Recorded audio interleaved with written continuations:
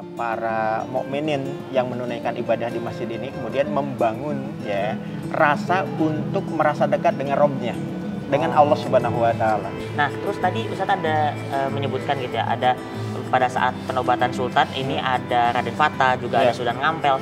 Nah, itu kan mereka ada di Demak ya Tante. Nah, betul. itu apa? Ada hubungan sejarahkah antara Cirebon? Orang-orang Portugis berupaya untuk menguasai pelabuhan Sunda Kelapa yang kita kenal sebagai kota Jakarta hari ini. Itu rumusan untuk mengirimkan pasukan ya di bawah komando dari Tubagus Pase ya, atau yang kita kenal sebagai Fatahillah atau Fadillah Azmat Khan, itu diputuskan juga di masjid ini. Masjid ini. Masya Allah. Ya. Oh, berarti ini terjadi pemisahan antara agama dengan kehidupan sehari-hari. Ya, di antaranya.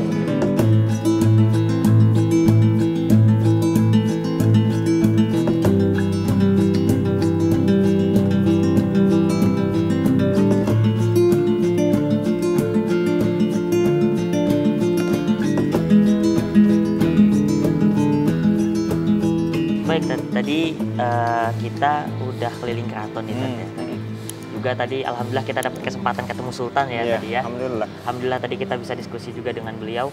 Nah, ini sekarang kita ada di sebuah bangunan di dekat keraton nih, ada sebuah masjid. Nah, kalau boleh tahu ini namanya masjid apa dan juga ini masjid dibangun oleh siapa tuh? Oh iya, alhamdulillah ya. Kita sekarang ada di Masjid Jami ya, atau masjid yang biasa dipakai untuk menunaikan sholat berjamaah, khususnya sholat Jumat. Lebih dikenal sebagai Masjid Agung Sang Cipta Rasa. Sang Cipta Rasa ya. Kalau melacak kepada sumber-sumber kesejarahan yang ada, nama masjid ini pada awalnya justru sama seperti nama keraton awal yang ada di Kesultanan Cirebon, yaitu Masjid Jami Pakungwati. Ya, Masjid Jami Pakungwati pada awalnya. Ketika awal mula dibangun pada tahun 1479. Ada juga yang mengatakan dibangun pada tahun 1480. Oh, ada perbedaan ya. Cuma beda setahun lah. Beda setahun. Tapi keumuman memang mengisahkan bahwa semenjak Keraton Pakungwati itu diposisikan sebagai Kesultanan Islam, maka langkah pertama yang dibangun oleh Susuhunan Gunung Jati atau yang kita kenal sebagai Sunan Gunung Jati Syekh Syarif Hidayatullah gitu ya. Beliau langsung membangun masjid sebagai pusat di mana merupakan sentra ya aktivitas umat muslim yang ada di Kesultanan Cirebon ini. Dan satu di antaranya ya, ketika keraton itu dikenal sebagai Keratuan Pakungwati, maka Masjid Jaminya pun disebut sebagai Masjid Jami Pakungwati. Oh, sama kayak nama keratonnya. Ya, sama seperti nama keratonnya tadi. Dan itu memang oleh Susuhunan Gunung Jati ya, atau Syarif Hidayatullah tadi, itu dinisbatkan kepada nama istrinya, nama permaisurinya, yaitu Nyi Mas Pakungwati begitu. Dan ini sebagai bukti terkait dengan bentuk ya pemuliaan terhadap sosok ya istri. Iya benar. Jadi kan banyak kan di antara para penguasa muslim itu ketika membangun keraton atas nama istrinya atau atas nama ibunya. Nah, seperti Sultan Ageng Tirtayasa membangun keraton atas nama ibunya, Keraton Kaibunan gitu, atau yang dikenal sebagai Keraton Kaibon. Ya, berarti para sultan tuh memuliakan perempuan. Yang merupakan perempuan begitu. Makanya ya Syekh Syarif Hidayatullah pun membangun masjid ini adalah Masjid Jami Pakungwati pada awalnya. Namun di kemudian hari Masjid Jami Pakungwati itu karena memiliki nilai rasa ya, memiliki keutamaan, makanya kemudian lebih lazim dikenal sebagai Masjid Jami Sang Cipta Rasa. Jadi Sang Cipta Rasa itu bagaimana kemudian ketika para mukminin yang menunaikan ibadah di masjid ini kemudian membangun ya rasa untuk merasa dekat dengan Rabb-nya, dengan Allah Subhanahu wa taala. Jadi masjid ini sarana untuk mendekatkan diri. Betul. Ya. Untuk taqarrub ilallah, untuk mendekatkan diri kepada Allah Subhanahu wa taala. Dan masjid ini dibangun tidak semata-mata sebagai aktivitas ritual, tapi justru menjadi sentra kegiatan umat begitu. Jadi orang-orang datang ke masjid itu bukan semata-mata untuk ya takdis kepada Allah Subhanahu wa taala untuk bersujud begitu ya. tapi juga membincangkan banyak hal terkait dengan persoalan-persoalan keumatan dan kehidupan. Makanya kalau diperhatikan lebih lanjut ya, dalam catatan sejarah itu dikatakan bahwa pada tahun 1479 ketika Susuhunan Gunung Jati, Syarif Hidayatullah tadi itu diangkat sebagai ya sosok sultan pertama di Kesultanan Banten ini, itu penganugerahan kesultanannya itu pun disaksikan oleh Raden Fatah, kemudian juga Sunan Ngampel atau Syahid Ali Rahmatullah, kemudian juga oleh Sunan Kalijogo ya, atau yang dikenal sebagai Raden Masain ya, itu kemudian berkumpul di tempat ini. Oh, berkumpul di tempat ini ya. Berkumpul di masjid ini untuk menganugerahan gelar kehormatan sultan. Bahkan gelarnya pun disebutkan di dalam naskah-naskah klasik yang ada di keraton, yang ada di Kesultanan Islam Cirebon ini ya, penganugerahan gelar kepada Sultan Syarif Hidayatullah Sunan Gunung Jati itu adalah sebagai Panembahan Jati ya, panetep panetagama ing Jawa Kuluan. Nah, itu maknanya apa tuh? Ya, jadi kalau maknanya panetep panetagama artinya apa? Seperti layaknya Qoimudin. Kalau dalam terminologi syariah itu, Qoimudin itu maknanya adalah penegak agama. Jadi panetep panetagama itu maknanya penegak agama. Nah, kemudian dikatakan ing Jawa Kuluan, yang maknanya adalah yang ada di Jawa bagian Kulon, yang maknanya Jawa Barat. Jawa Barat. Jadi beliau itu sebagai Qoimudin, penegak agama Islam yang ada di Jawa Barat. Itu penegasan yang kemudian dianugerahkan oleh Sunan Ngampel atau Syahid Ali Rahmatullah pada waktu penganugerahan pengukuhan kesultanan yang ada di Cirebon ini. Nah, kalau kita merujuk pada fakta sejarah tadi, berarti apa, tempat ini ya dinobatkan ataupun dikukuhkan itu semenjak pengangkatan Syekh Syarif Hidayatullah Sunan Gunung Jati sebagai panetep panetagama ing Jawa Kuluan atau sebagai pemimpin ya. Jadi tahun 1470. Berarti 9. Berarti masjid ini teman-teman jadi saksi bisu gitu ya, pengangkatan Sultan Syarif Hidayatullah atau Sunan Gunung Jati ini sebagai sultan. Nah, terus tadi Ustadz ada menyebutkan gitu ya, ada pada saat penobatan sultan ini ada Raden Fatah, juga ada Sunan Ngampel. Nah, itu kan mereka ada di Demak ya, Tet. Nah, betul. Itu apa? Ada hubungan sejarahkah antara Cirebon dengan Demak? Jadi begini, hubungan sejarah yang ada bahwasanya keberadaan Syekh Syarif Hidayatullah Sunan Gunung Jati di tempat ini itu sebagai Sayyidin Panetagama begitu ing Jawa Kuluan atau sebagai penegak ajaran Islam di Jawa Barat ini begitu ya. Ini menunjukkan bahwa adanya hubungan terkait dengan Islamisasi yang ada di Jawa Dwipa. Tahun 1478 Demak Bintoro itu berdiri ya. Nah, maka setahun kemudian berdiri pula Kesultanan Islam yang ada di sini. Bahkan persaksian adanya perwakilan dari Demak menunjukkan hubungan yang sangat erat antara Kesultanan Islam Demak ya dengan Kesultanan Islam Cirebon.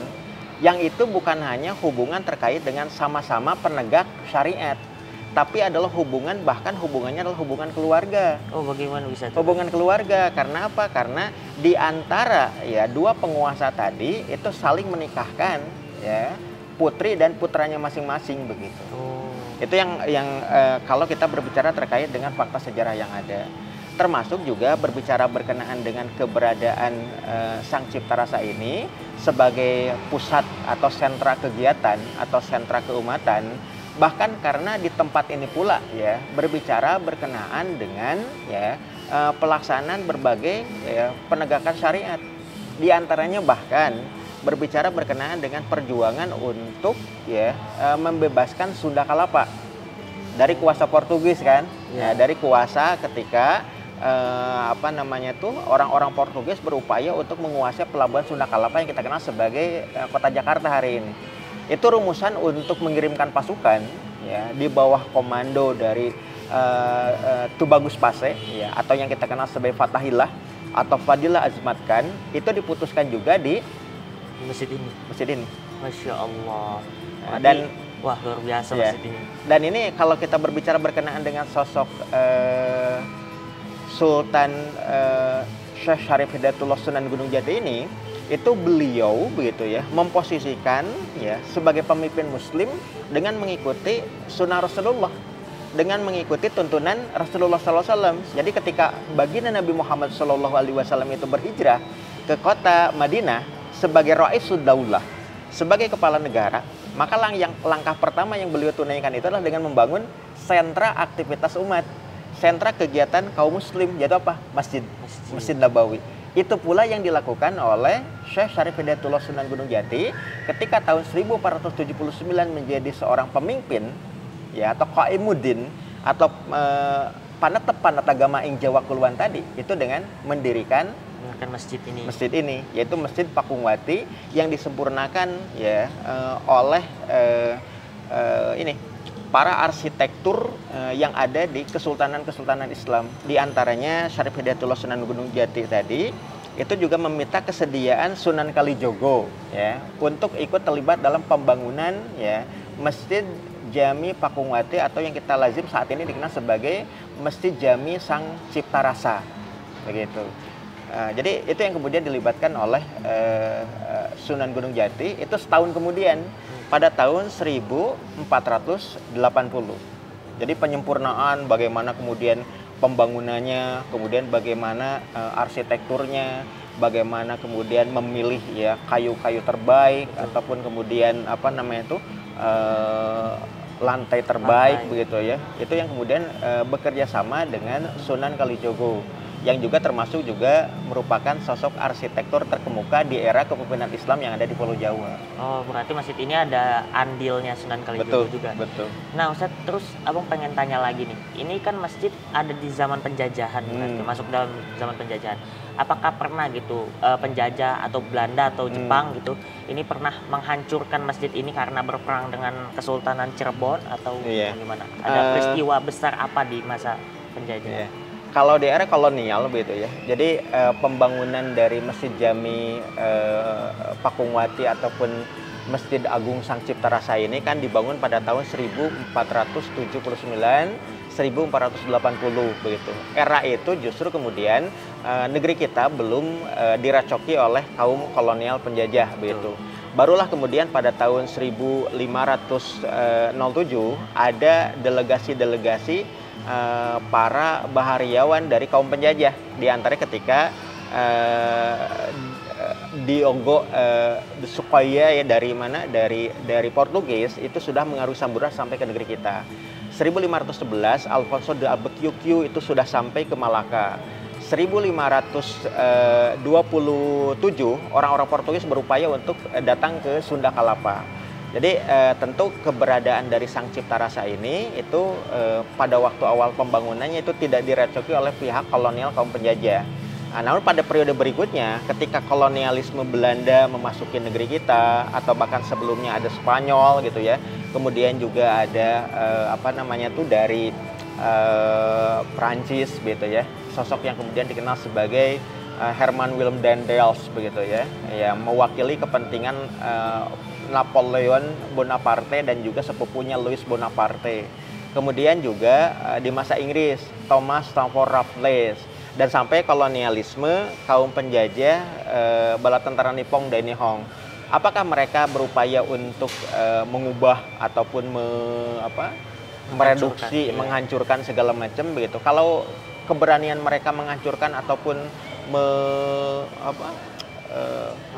menghilangkan peran strategis dan lain sebagainya itu tidak terlalu signifikan. Tapi yang dilakukan oleh pihak kolonial itu justru mereka menundukkan terkait dengan kekuasaan politik para sultan, termasuk juga yang ada di Keraton Pakungwati yang ada di Kesultanan Islam Cirebon ini. Jadi upaya yang dilakukan oleh pihak kolonial itu adalah dengan merecoki, ya, ataupun memaksakan kehendak aturan mereka terhadap para sultan yang ada di Cirebon. Kalau aktivitas terkait dengan aktivitas yang ada di masjid direduksi dengan, ya, bahwa masjid itu hanya sebatas aktivitas ritual atau aktivitas ibadah, gitu. Kalau aktivitas terkait dengan hajat hidup masyarakat ataupun berkenaan dengan aturan main itu dikembalikan ke pihak keraton, dan pihak keraton itu didikte oleh pihak kolonial. Oh, berarti ini terjadi pemisahan antara agama dengan kehidupan sehari-hari. Ya, diantaranya begitu. Ya Allah. Sejak era kolonial itu. Berarti yang masih suka menjadikan masjid ini hanya ritual aja berarti gimana? Ngikutin kolonial maksudnya. Baik Ustadz, insya Allah nanti kita akan lanjutkan lagi di makam Sunan Gunung Jati. Ya, insya Allah nanti kita akan lanjutkan ke sana teman-teman.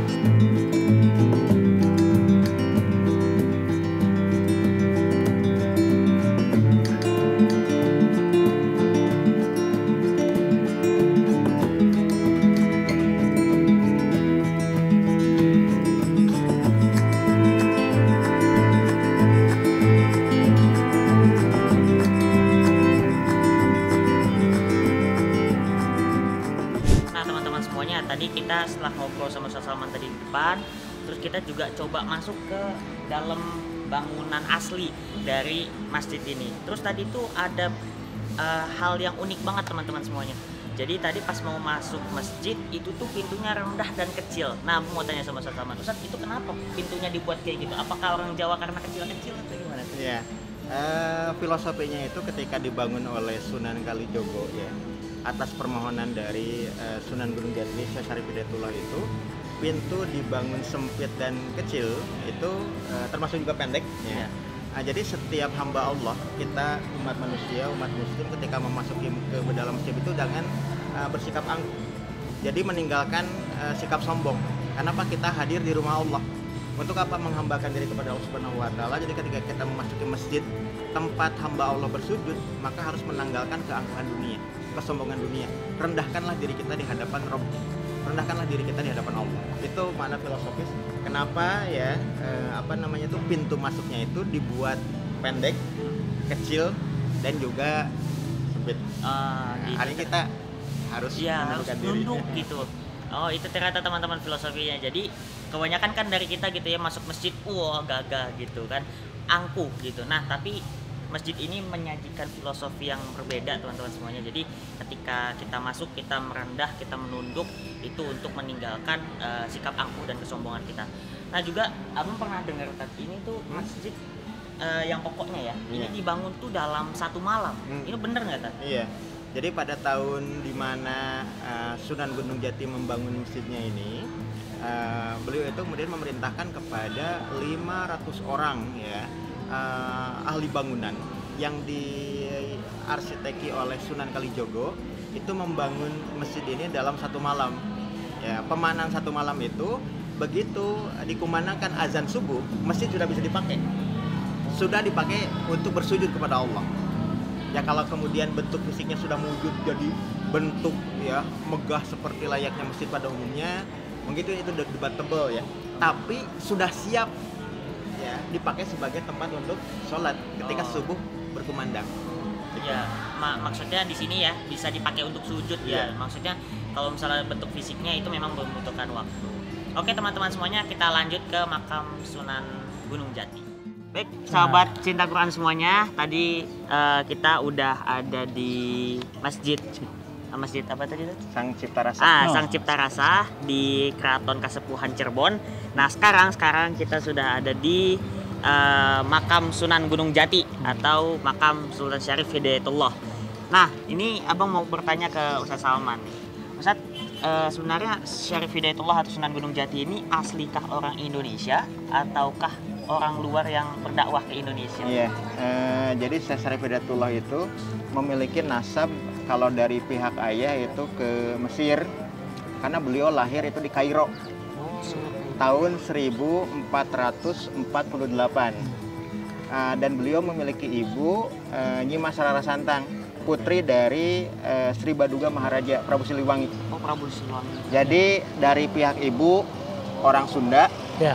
Kalau dari pihak ayah bapaknya itu Mesir. orang Arab Mesir. Mesir. Ya, jadi penguasa Ismailiyah yang berkhidmat kepada Khalifah Bani Abbas yang berkedudukan di Kairo. Makanya Syekh Syarif Hidayatullah Sunan Gunung Jati dilahirkan di Kairo. Wafatnya di sini di Cirebon, di kompleks pemakaman yang dikenal sebagai kompleks pemakaman para sultan Cirebon ya, dan dinamakan sebagai kompleks pemakaman Gunung Sembung atau juga sering dikatakan sebagai kompleks pemakaman Gunung Jati. Dan beliau ditempatkan di puncak dari perbukitan ini, yaitu puncak Gunung Jati atau Gunung Sembung. Iya, iya. Kan beliau itu kan digelarikan Syarif Hidayatullah. Tapi kenapa kok Sunan Gunung Jati itu apa? Jadi diposisikan sebagai Sunan Gunung Jati. Kebiasaan masyarakat yang ada di Nusantara, khususnya di Jawa ataupun Tatar Sunda, menyebutkan para waliullah itu sebagai susuhunan.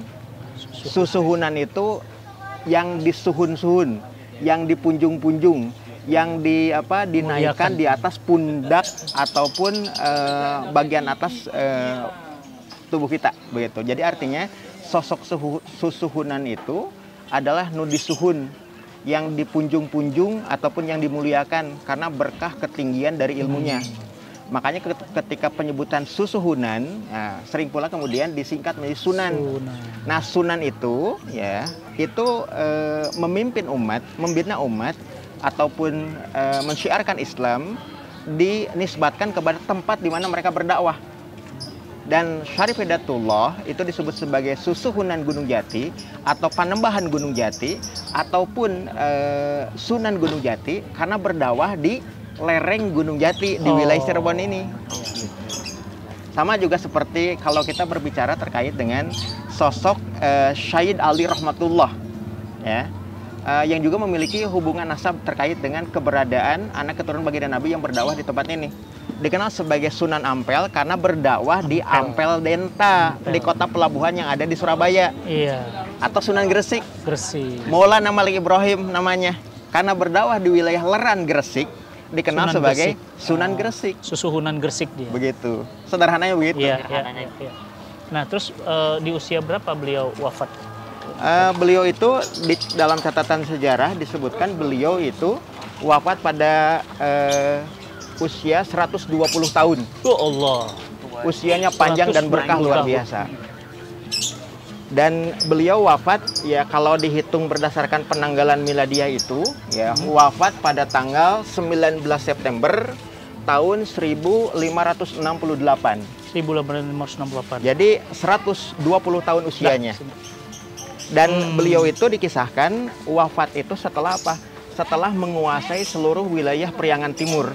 Jadi wilayah Galuh yang ada di Kawali, wilayah kekuasaan kakeknya dulu, yaitu Prabu Siliwangi, itu futuh, ya, dikuasai oleh Sunan Gunung Jati, Syarif Hidayatullah itu pada tahun 1567, 1 tahun sebelum beliau wafat. Itu luar biasanya. Dengan apa? Dengan amaliyah dakwah. Jadi usianya luar biasa panjang dan berkah. 20 tahun. Ya. Jadi Nabi itu 63 tahun, kebayang ya. Berarti 2 kali lipatnya, Masya Allah. Umur panjang dan bermanfaat. Ya, sebaik-baik umur tuh. Kan ada orang yang umurnya panjang tapi nggak manfaat. Ya. Nah terus wafatnya sakit atau? Kalau diberitakan dalam sejarah itu beliau karena usia senja. Sudah sangat sepuh. Beliau sakit dan akhirnya wafat. Nah meninggalkan keturunan yang menggantikan tahtanya. Ya, beliau itu ketika wafat itu digantikan oleh Sultan Wakil, yang kebetulan memang itu adalah anak menantu beliau, yang dikenal sebagai Tubagus Pase atau Fadilah Azmatkan atau Fatahillah, yang kemudian mendapatkan gelar sebagai Sunan Gunung Jati kedua. Dan beliau menjadi Sultan Wakil hanya selama 2 tahun. Pendek ya? Ya pendek, karena beliau keburu wafat juga dan dimakamkan di samping Sunan Gunung Jati pertama atau Syarif Hidayatullah. Berdekatan. Ya, dekatan. Dan berikutnya yang menggantikan itu adalah sosok Panembahan Girilaya atau Panembahan Ratu. Cicit dari Syarif Hidayatullah. Karena apa? Karena putranya dan cucunya sudah keburu wafat sebelum wafatnya Syarif Hidayatullah. Karena usianya panjang. Syarif Hidayatullah. Ya, jadi cicitnya udah meninggal semua, dia masih ada terus. Cucunya meninggal, ya cicitnya yang kemudian menggantikan kedudukannya. Sebelumnya digantikan dulu oleh menantunya. Karena apa? Karena memang cicitnya pada waktu itu sedang masih menimba ilmu, nyantri di Demak. Iya. Apalagi yang menarik untuk ditanya? Nah, karomah apa yang? Ya, karomahnya luar biasa, ilmunya yang bermanfaat, bahkan satu di antara keberkahan dan juga kemuliaan atau karomah yang dimiliki oleh Syarif Hidayatullah Sunan Gunung Jati tadi, usianya yang panjang berkah itu, ini memenuhi apa yang pernah diwasiatkan oleh baginda Nabi. Usia yang berkah itu adalah ya ketika apa diberikan keleluasan usia yang panjang, tapi banyak manfaatnya bagi umat. Dan contoh yang paling mengemuka itu kalau di antara para sahabat Nabi itu adalah sosok Anas bin Malik radhiyallahu an. Yang ketika usia dalam buayan itu kan kemudian diasuh oleh baginda Nabi, ya, kemudian dibina oleh baginda Nabi. Bahkan usianya itu sampai sosok Anas bin Malik itu menjadi maroji dan gurunya Imam Abu Hanifah di era tabi'ut tabi'in. Panjang banget. Bayangkan oleh kita, sosok sahabat Nabi Ya, hidup tapi masih sampai hidup. tabi'ut tabi'in. Imam Abu Hanifah itu kan gurunya Imam Malik, Ya. gurunya Imam Asy-Syafi'i. Iya. Jadi pernah mengajari. Jadi Anas bin Malik pernah mengajari Imam Abu Hanifah. Sama seperti Syekh Syarif Hidayatullah bukan hanya mengajari putranya, cucunya, tapi juga cicitnya. Luar biasanya itu. Ya, kita umurnya pendek nggak manfaat lagi. Gitu. Insya Allah.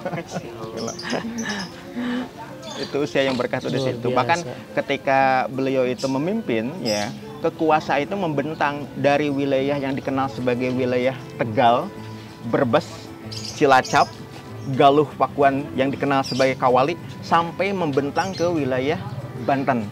Itu wilayahnya sangat luas, dipimpin oleh sosok Syekh Syarif Hidayatullah Sunan Gunung Jati. seluruh Jawa Iya, Barat. iya. Karena apa? Sosok mukmin yang baik itu banyak manfaatnya bagi umat. Kemudian bagaimana pola leadership dan manajerialnya yang luar biasa.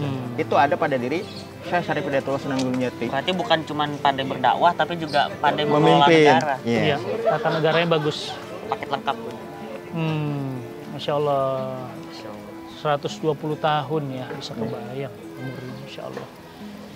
Ya, teman-teman semuanya luar biasa ya. Bayangkan kalau umur kita 120 tahun, kira-kira manfaat apa yang bisa kita tinggalkan ya. Dan bisa kebayang ya, jenazahnya, jasadnya sudah di dalam bumi, tapi berkah manfaatnya mengalir abadi dan didoakan jutaan orang gitu. Nggak pernah berhenti rasanya. 24 jam terbuka ini. 24 untuk jam. diziarahi. Hidup terus. Pertanyaannya kalau kita meninggal nanti ada yang datang nggak ya? Nah, ada yang ingat. Ada yang ingat nggak? Nah ini penting ya buat teman-teman. Terus tadi di sana udah disinggung belum bahwa apa hubungan Sunan Gunung Jati dengan Kesultanan Sumedang misalnya kan? Iya. Alifan masih ada Tadi keturunan Raja disinggungnya- Sumedang. Disinggungnya ini ke Demak. Oh, Iya. Karena pas pelantikan Syarif Hidayatullah. Terus yang ada hubungannya Alif keturunan Raja Sumedang Nggak gimana? ada. Jadi gini, Ah, kalau beda. dihubungkan dengan Syekh Syarif Hidayatullah Sunan Gunung Jati begitu ya. Alif Jadi tuh keturunan Raja Sumedang. jadi Syarif Hidayatullah Sunan Gunung Jati itu merupakan putra dari Syarif Abdullah Umdatuddin bin Ali Nurul Alim begitu ya. Dan memiliki ibu ya yang dikenal sebagai Nyi Mas Rara Santang atau Syarifah Mudaim. Nah, beliau itu bersama kakaknya Pangeran Cakrabuana Walangsungsang atau Ki Abdullah Iman yang mendirikan ya padukuhan yang ada di Muara Jati Cirebon yang kemudian diteruskan oleh kepemimpinan Syekh Syarif Hidayatullah Sunan Gunung Jati ya. Beliau itu berguru kepada sosok yang dikenal sebagai Syekh Nurjati. Dan Syekh Nurjati memiliki hubungan kekeluargaan dengan sosok yang dikenal sebagai Syekh Datuk Kahfi. Ya, memiliki hubungan berkenaan dengan amaliyah dakwahnya yang ada di Tatar Sunda. Satu berdakwah di kota pelabuhan Muara Jati, satunya lagi berdakwah di pantai utara yang ada di Tatar Sunda, khususnya yang ada di Karawang. Yaitu sosok yang dikenal sebagai Syekh Kuro. Nah, Syekh Kuro itu adalah sosok yang kemudian dikenal juga sebagai sosok Maulana Hasanuddin, yang beliau itu ya datang ke negeri ini, ke Tatar Sunda, Karawang khususnya, itu untuk mensiarkan Islam dan dikenal sebagai Syekh Kuro karena berasal dari Umul Kuro, dari kota Makkah Al-Mukarramah begitu. Dan berkenaan dengan keberadaan dari sosok yang dikenal sebagai Syekh Nurjati atau Syekh Datuk Kahfi atau juga dikenal juga sebagai Syekh Idhofil yang merupakan guru awal dari ya sosok yang dikenal sebagai ibunda dari Syarif Hidayatullah Sunan Gunung Jati yaitu Nyi Mas Rara Santang dan Walangsungsang. Ini ternyata ya Syekh Datuk Kahfi itu adalah bapak dari sosok yang dikenal sebagai Sunan Panjunan. Sunan Panjunan punya anak namanya adalah Pangeran Muhammad. Pangeran Muhammad punya anak namanya adalah Pangeran Santri Kusuma Dinata pertama. Pangeran Santri Kusuma Dinata punya anak setelah menikahi ya putri dari penguasa keraton Sri Mangati yang ada di Sumedang Larang, yaitu sosok yang dikenal sebagai Prabu Gesan Ulun, Pangeran Angkawijaya. Jadi sosok penguasa Sumedang Larang, Pangeran Santri dan juga Pangeran Angkawijaya Prabu Gesan Ulun memiliki nasab ilmu kepada guru-guru yang pernah mengajari para penguasa yang ada di Cirebon ini. Bisa nyambung, Bang. Gesan Ulun itu akinya Alif, teman-teman. Serius beneran. Berarti Sunan Gunung Jati ini salah satu leluhur juga, kan? Leluhur. Masih ada hubungannya. Apalagi kalau nyambungnya nyambung ke atas, bahwa nasabnya nyambung kepada Imam Husain bin Ali bin Abi Thalib. Jadi berarti ada darah Nabi. Darahnya cuma kena cipratannya doang. Walaupun cuma setetes. Oke, insyaallah. Alhamdulillah teman-teman semuanya, satu rangkaian perjalanan kita ke kompleks kesultanan ya, yang diletakkan oleh seorang ulama, seorang faqih fiddin yang luar biasa, Sunan Gunung Jati Syarif Hidayatullah, berakhir di pemakaman beliau. Mudah-mudahan kita pun bisa meniru beliau ya Kang ya. Amin. Meninggalkan jejak-jejak sejarah kebaikan. Yang namanya wangi sepanjang masa, dikunjungi manusia tidak ada habisnya. Teman-teman semuanya, jadilah orang-orang yang mengukir sejarah dan sejarah kebaikan tentunya. Abang, ya ingin pesan apa? Silahkan.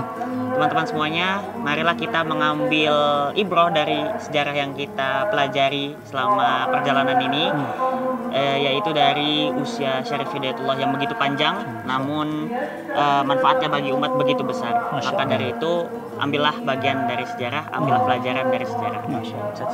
Salman. Ya, saya ingin mengutip apa yang biasa disampaikan oleh para fuqaha ya, berkenaan dengan khairun nas anfa'uhum linnas. Sebaik-baiknya manusia itu adalah manusia yang paling banyak manfaatnya bagi manusia yang lain. Dan luar biasanya pemimpin muslim yang ada di Tatar Sunda, di Jawa Dwipa Nusantara, sosok yang dikenal sebagai Syekh Syarif Hidayatullah Sunan Gunung Jati, telah memberikan teladannya untuk kita. Bahwa ternyata dari rahim peradaban umat Islam negeri ini, Nusantara, telah lahir sosok pemimpin hebat pada masanya, bahkan menebar kebaikan bagi semesta. Dan kita punya teladan yang luar biasa di negeri kita sendiri, yaitu apa? Syekh Syarif Hidayatullah Sunan Gunung Jati, yang ternyata nasabnya juga nyambung kepada baginda Nabi Muhammad Sallallahu Alaihi Wasallam. Allahumma sholli wa sallim wa barik. Luar biasa, masya Allah. Baik teman-teman semuanya, ikuti lagi kata WFK di edisi berikutnya ya. Tetap seru, jangan lupa di-share ya, karena penuh manfaat. Assalamualaikum warahmatullahi wabarakatuh. Waalaikumsalam warahmatullahi wabarakatuh. Umi, wakafnya mereka berdua teman-teman udah jadi seperti ini. Masya Allah, ini dia. Wakafnya antum, yang antum bilang Ustaz, ada sedikit titipan, mudah-mudahan buat rumah saya di sana nanti Ustaz. Haji, ini amanahnya antum, amanahnya Mbak Dini, saya nggak mau kecewain, amanahnya Dewi, amanah teman-teman seluruh Indonesia. Alhamdulillah sudah jadi. Dan Masya Allah, bulan ini udah terima santri. Jadi bayangin mereka bacain Quran buat antum terus. Masya Allah, aku ini Masya Allah. Ih, Mbak Dini nangis beneran. Ini bukan rekayasa lo ya, bukan ya.